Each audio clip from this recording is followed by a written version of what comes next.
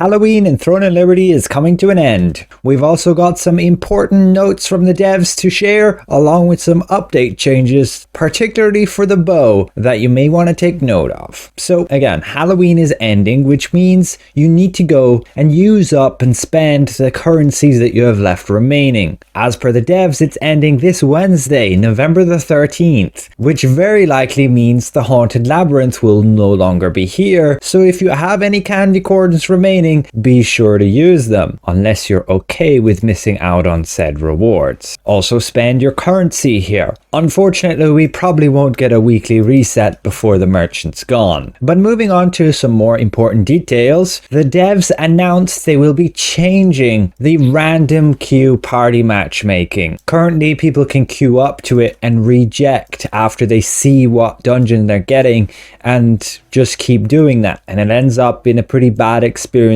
for a lot of players. So they will be implementing a rejoin timer and penalties, meaning if you get a random dungeon and say don't like it and say leave the dungeon, you're very likely to get a cooldown timer before you can actually join the party matchmaking again.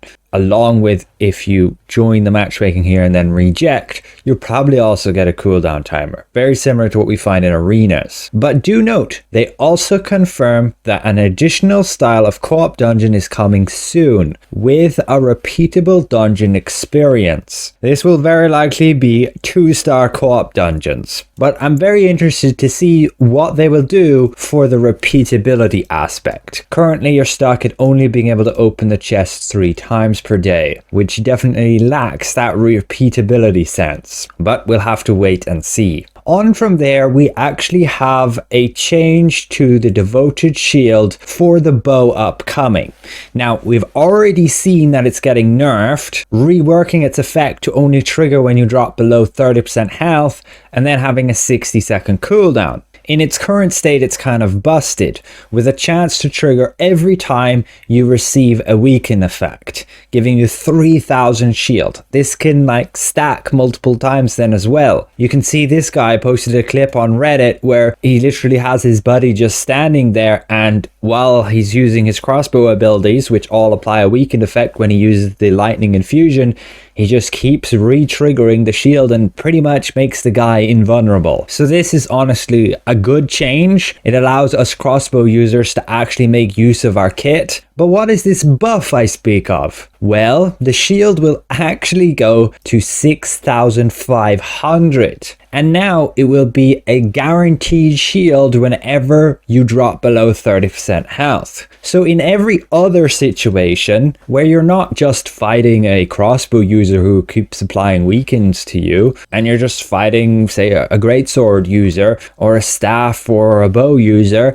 then this actually becomes a fairly reliable effect. You're going to drop to that certain HP threshold and then immediately gain upwards of 6500 HP as a shield. So that's actually a pretty decent buff for situations where you're not just facing people who apply weaken stacks. Now keep in mind, this change is going live for Korea and not us yet. We are still waiting for the balance changes. The counter, however, is to just wait 3 seconds and then continue to kill your bow user, because that's how long this shield lasts for. It should basically prevent you from getting completely comboed, especially against a greatsword user. They might jump on you in PvP and then do their stun lock on you, and then they're going to trigger that shield and they're going to have to get through that to kill you, or you'll most likely break free of the stun lock, because 3 seconds should be long enough, right?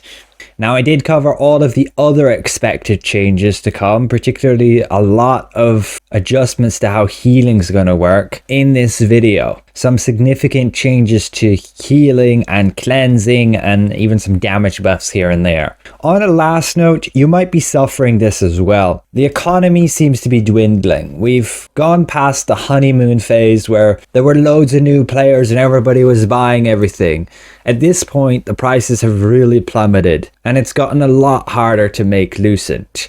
I still manage to sell some things here and there, but it's not nearly as much as before. And that honestly is to be expected. People upgrade their characters and we reach a point where they don't need to upgrade their characters anymore. And so there's less and less people who will be spending Lucent on the auction house. And so people will be still getting drops and undercutting each other. And the prices just go down and down and down. But I assume the next time we get another gear update with new stuff and people will need to get new traits, then all of a sudden there will definitely be new opportunities. So we just gotta wait for new content. As we have seen, that should be soon. Hopefully with some new gear items with those 2-star co-op dungeons. Because there are items listed in the auction house, for example, these Eldritch Whispers. They're not available anywhere in the game yet.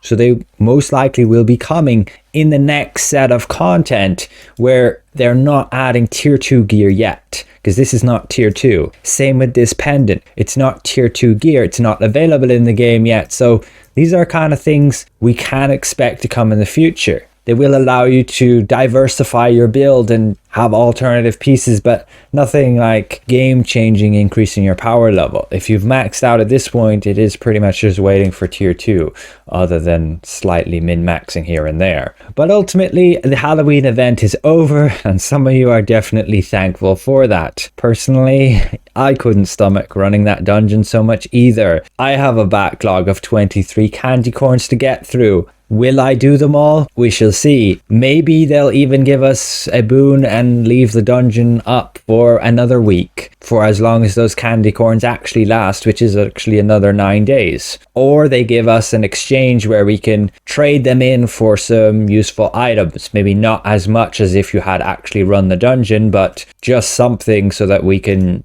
spend them rather than them actually just fully going to waste. But that's ultimately it. Everything I wanted to share with this update. I hope it's somewhat insightful, and we'll see you guys around. Goodbye for now.